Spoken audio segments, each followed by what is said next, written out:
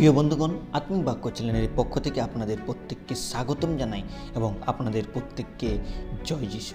প্রভু যীশু খ্রিস্ট তার শেষ অবস্থাতে ক্রুশের উপরে যখন তিনি মৃত্যুবরণ করতে যাচ্ছিলেন, আর সেই সময়ে তার প্রাণ ত্যাগ করিবার সময়ে তিনি সেই ক্রুশের উপরে 7টি বাণীকে রেখেছিলেন, যা গুড ফ্রাইডের সময় অনেককে আমরা পালন করি। আর তার সেই বাক্যগুলিকে আমরা স্মরণ করি, তার সেই শেষ বার্তাগুলিকে আমাদের জীবনে লাগু করার জন্য আমরা চেষ্টা করি। আর প্রভু যীশু খ্রিস্ট তিনি মহান ঈশ্বর ক্রুশের উপরে যে বাণীগুলি দিয়েছিলেন, আর সেই বাণীগুলির সেই তাৎপর্য আমরা আমাদের জীবনে লাগু করি। বিশেষ করে আজকে প্রিয় বন্ধুগণ, এই সময়ে যে বাণী সম্বন্ধে আপনাদের সম্মুখে আলোচনা করতে চলেছি, আর সেটা হচ্ছে প্রভু যীশু খ্রিস্টের প্রথম বাণী। যদি আমরা বাইবেল পদে আমরা দেখি, লুক লিখিত সুসমাচার তার 23 অধ্যায় 34 পদ, এখানে প্রভু যীশু ক্রুশের উপরে তিনি প্রথম বাণীকে তিনি বলছেন। 34 পদ, তখন যীশু কহিলেন, পিত, ইহাদিওকে ক্ষমা করো, কেননা ইহারা কি করিতেছে তাহা জানে না। পরে তাহারা তাহার বস্ত্রগুলি বিভাগ করিয়া গুলিবাট করে। ঈশ্বরের পঠিত বাক্যে আমাদের প্রত্যেককে আশীর্বাদ করুন। প্রিয়রা, এখানে আমরা বিশেষ করে দেখতে পাই যে প্রভু যীশু তিনি পিতা ঈশ্বরকে তিনি বলছেন যে পিতা, ইহাদিওকে ক্ষমা করো। ইহারা বলতে কারা? ইহারা বলতে হচ্ছে সেই যিহুদি দর্শকরা, সেই পণ্ডিতেরা, সেই অধ্যাপকেরা, যারা প্রভু যীশুকে মিথ্যা সাক্ষীর প্রমাণ নিয়ে প্রভু যীশুকে ক্রুশের উপরে টাঙিয়ে দিচ্ছেন। আর তাদেরকে তিনি এই কথা তিনি বলছেন, তাদের জন্য উদ্দেশ্য করে যে পিত, ইহাদিগকে ক্ষমা করো, কেননা ইহারা কি করিতেছে তাহা জানে না। প্রিয়রা, যদি ক্ষমা সম্বন্ধে আমরা যদি আলোচনা করি, আমরা যদি কোনো ব্যক্তিকে বা কোনো মানুষকে ভালোবাসি, আর তখনই আমাদের মধ্যে সেই ক্ষমার প্রতিভাকে জাগে। যদি আমরা কোনো মানুষকে ঘৃণা করি, তাহলে তাকে আমরা ক্ষমা করতে পারি না। মানে ক্ষমার মধ্যেই একটা বড় অর্থ লুকিয়ে আছে, একটা বড় অর্থ যেটা লুকিয়ে আছে, আর সেটা হচ্ছে প্রেম। আর খ্রিস্ট যিশু তিনি আমাদেরকে প্রেম করেন, আর তার আসার উদ্দেশ্যটাই ছিল যেন প্রতিটি মানুষ সেই পাপ থেকে রক্ষা পেয়ে ঈশ্বরের ক্ষমাকে লাভ করতে পারে। কিন্তু সেই অধ্যাপকেরা, সেই যিহুদিরা সেই বিষয়কে তারা বুঝল না, আর তাই তারা প্রভু যীশুকে ক্রুশে দিলেন। কিন্তু এখানে একটা দৃশ্য দেখতে পাই যে ঈশ্বর প্রভু যীশু তিনি কি করছেন, ঈশ্বর তিনি মানুষকে পাপ থেকে রক্ষা করার জন্য ঈশ্বরের কাছে তিনি ক্ষমার বাণীকে রাখছেন যে এদেরকে ক্ষমা করা। কিন্তু আলাদা আরেকটা গুরু যারা কি করছে, একজন পাপী মানুষকে, একজন অধার্মিক মানুষকে রক্ষা করার জন্য ধার্মিক ব্যক্তিকে তারা ক্রুশে দিচ্ছেন। প্রিয়, আজকে আমরা শিখে নেব যে প্রভু যীশু খ্রিস্টের ক্ষমার বাণী, তার প্রেমের বাণী, তিনি কীরকম ক্ষমা আমাদের জন্য করেছেন। তো প্রথম যে বিষয় হচ্ছে, প্রভু যীশু তিনি ঈশ্বর, আর তিনি সত্যময় ঈশ্বর, তিনি করুণাময় ঈশ্বর। তিনি যতদিন এই সংসারে ছিলেন মানুষকে ক্ষমা করে গেছেন, মানুষকে দয়া করে গেছেন, আর মানুষের জীবনে আশ্চর্য কার্যকে করে গেছেন, আর তার মধ্যে কোনো দোষ ত্রুটি ছিল না। আর সেটা পিলাত তিনি 3 বার তিনি প্রমাণ দিচ্ছেন। যদি আমরা লুক লিখিত সুসমাচার তার সেই 23 অধ্যায়ের 22 পদে দেখি, সেখানে লেখা আছে, পরে তিনি তৃতীয়বার তাহাদিগকে কহিলেন, কেন, এ কি অপরাধ করিয়াছে? আমি ইহার প্রাণদণ্ডের যোগ্য কোনো দোষ পাই নাই, অতএব ইহাকে শাস্তি দিয়া ছাড়িয়ে দেব। এখানে পিলাত তার কোনো দোষ পাচ্ছে না, তাই বলছে, দেখো এই তোমাদের ব্যক্তি যে এমন কোনো দোষ করেনি যার প্রাণদণ্ডের যোগ্য।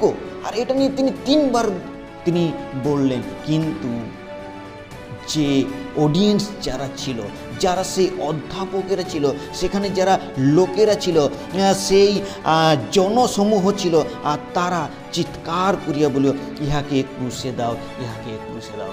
কিন্তু একজন পাপী ব্যক্তিকে রক্ষা করার করার জন্য তারা ধার্মিক ব্যক্তিকে ক্রুশে দিলেন। আর সেই বিষয়টি কি, আমরা যদি 23 অধ্যায়ের আমরা যদি 18 পদ থেকে 20 পদ পর্যন্ত পড়ি, সেখানে এক বিষয়কে দেখতে পাই। কিন্তু তাহারা দলবদ্ধ সকলেই চিৎকার করিয়া বলিল, ইহাকে দূর কর, আমাদের জন্য বারাব্বাকে ছাড়িয়ে দাও। বারাব্বা কে? এমন মহান ব্যক্তি যে তাকে ছাড়ার জন্য তারা এত জোর চিৎকার করছে। কে সেই বারাব্বা? প্রিয় বন্ধুরা, সেই বারাব্বার সম্বন্ধে যদি আমরা দেখি, সেটা 19 পদে লেখা আছে, নগরের মধ্যে দাঙ্গা ও নরহত্যা হওয়া প্রযুক্ত সেই ব্যক্তি কারাবদ্ধ হয়েছিল। বারাব্বাকে? বারাব্বা হচ্ছে একজন হত্যাকারী।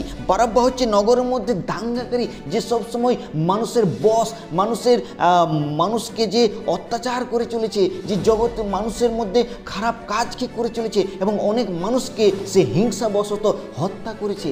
আর তাকে সেই সমূহ ছাড়ানোর জন্য বলছে, ইহাকে ক্রুশে দাও, কিন্তু আমাদের জন্য বারাব্বাকে দাও। প্রিয় বন্ধুরা, আজকে বর্তমান সময়ে আমরা যদি চিন্তা করি, আমরা সেই প্রভুর প্রেমকে চাই না, প্রভুর ক্ষমাকে চাই না, কিন্তু আমরা চাই সেই মন্দ জগৎকে, সেই মন্দ চিন্তাধারাকে।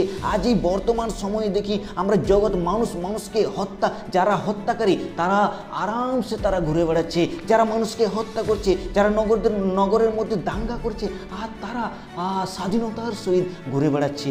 কিন্তু যারা ক্ষমাশীল আর যারা ধার্মিকতার পথে চলছে, তাদের তাড়না সহ্য করতেছে। একইরূপভাবে প্রভু যিশুকে তারা প্রেমময় ঈশ্বরকে, তারা সেই ক্ষমাময় ঈশ্বরকে তারা ত্যাগ করছে। আর কিন্তু তারা সেই আজ পাপে ফেরার জন্য সেই পাপের রাজাকে তারা গ্রহণ করছে। প্রিয়রা, আমরা আজ বর্তমান সময়ে এরূপ, আমরা ভালো বিষয় চাই না, আমরা ক্ষমা চাই না, কিন্তু আমরা অত্যাচারকে আজ বিশেষ করে চাই। আমাদের জীবনে আজ মন্দতাকে আমরা নিজেরাই ডেকে নিয়ে আসি। কিন্তু প্রভু যিশু সেই ক্রুশের উপরে দুহাত তুলে সেই একই কথাকে বলছেন, পিতা, ইহাদিগকে ক্ষমা করো, কেননা ইহারা কি করিতেছে তা জানে না। প্রিয়রা, আজকে আমরা কি বর্তমান সময়ে জানি, খ্রিস্টীয় বিশ্বাসীরা আমরা কি জানি যে আমরা কি করছি এই সংসারে? আমরা কি পাপের দিকেই ফিরে যাচ্ছি, না আবার সেই প্রভু সেই ক্ষমার দিকে আমাদের মনকে পরিবর্তন করছি? আজকে আমাদের চিন্তা করা দরকার, প্রভু যীশু খ্রিস্ট তিনি সেই ক্রুশের উপরে, যদিও তার কোনো দোষ ছিল না, তার কোনো ভুল ছিল না, ত্রুটি ছিল না, কিন্তু তবুও তিনি আজকে আপনাকে এবং আমাকে বলছে, পিতা, ইহাকে ক্ষমা করো, এ কি করিতেছে তা জানে। প্রিয়রা, আমরা যদি চাই যে প্রভু আমাদেরকে ক্ষমা করেন, তাহলে আসুন আমরা প্রভুর কাছে আসি আর প্রভুকে বলি, হ্যাঁ প্রভু, আমরাও সেই বারাব্বার মতো হত্যাকারী, আমরা সেই গ্রুপের মতো, সেই সমূহ প্রতি, সেই দুষ্ট লোকেদের প্রতি আমরাও সেই মন্দতাকেই আজ ডেকে নিচ্ছি, আজকে আমরা মন্দতাকেই চাইছি। কিন্তু প্রভু, আজকের এই সময়ে আমি চাই যেন আমি তোমার কাছে আসতে চাই এবং তোমার ক্ষমাকে পেতে চাই। বন্ধুরা, আপনারা যতজনে ভিডিওটি দেখছেন, আপনি কি চান যে আপনি সেই প্রভুর ক্ষমাকে উপলব্ধি করতে চান? তাহলে আপনি নিশ্চয়ই হালেলুয়া বা আমেন লিখতে পারবেন। আর আপনার জন্য প্রভু সবসময় প্রস্তুত রয়েছে আপনাকে ক্ষমা করার জন্য। শুধু কারণ একটাই, যেন আমরা নিজের অপরাধ, নিজের পাপ, নিজের দণ্ড যেন প্রভুর কাছে ক্ষমা চাইনি, আর তাহলে প্রভু তিনি আমাদেরকে আশীর্বাদ। তাই বাণী আমাদের প্রত্যেকের জন্য, প্রত্যেক সংসারের মানুষের জন্য, যে পিতা, ইহাদিগকে ক্ষমা করো। সমস্ত সংসারের মানুষরা আজ সেই মন্দতার মধ্যে রয়েছে, আমাদের প্রত্যেকেরই ক্ষমার প্রয়োজন রয়েছে। কার কাছে? ঈশ্বরের কাছে। কেন? ঈশ্বরের নজরে আমরা প্রত্যেকেই পাপী। আসুন প্রিয়রা, এই ভিডিওর দ্বারা আমরা উৎসাহিত হই, আজ ঈশ্বরের ক্ষমাকে আমরা উপলব্ধি করতে পারি। তার জন্য ঈশ্বরের নাম মহিমান্বিত। এই ছোট্ট চিন্তাধারা দ্বারা ঈশ্বর আমাদের প্রত্যেককেই আশীর্বাদ করুন। আর এবার আপনাদের প্রত্যেককেই জয় যিশু।